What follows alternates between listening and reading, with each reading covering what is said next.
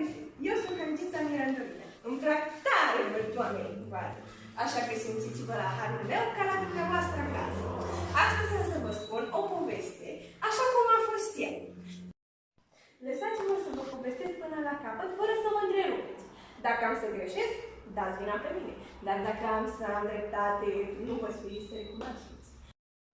Ei, ce mi-a fost dat să aud? Excelența sa, domnul marchiz Secelio, ar vrea să se însoare cu mine. Dar nu-i de ajuns să merg dumnealui. Ar trebui ceva. Să vreau și eu. Ce friptura dată cu aburul din ea, n-am ce face.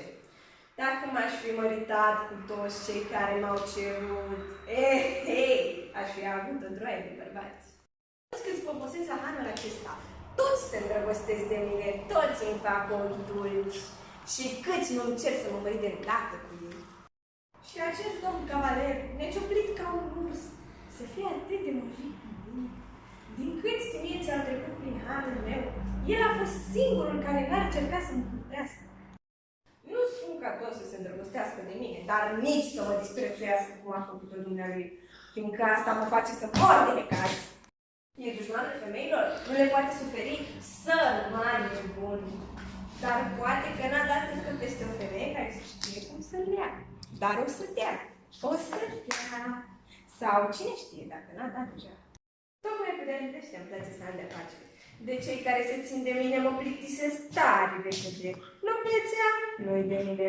La bani țin și nu prea. Ce-mi place mie cel mai mult este să mă văd servită, dorită și adorată. Asta este slăbiciunea mea și a tuturor femeilor. Aproape. Nici prin gând nu trece să mă mărit. N-am nevoie de stăpân. Îmi duc viața cinstit și mă bucur de libertatea mea.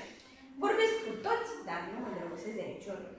Să-mi bat joc de toți îndrăgostiții plângăreți și să mă slujesc de toate pricheșugurile față de noi, femeile, cea mai minunată făptură lăsată de ca noastră natură.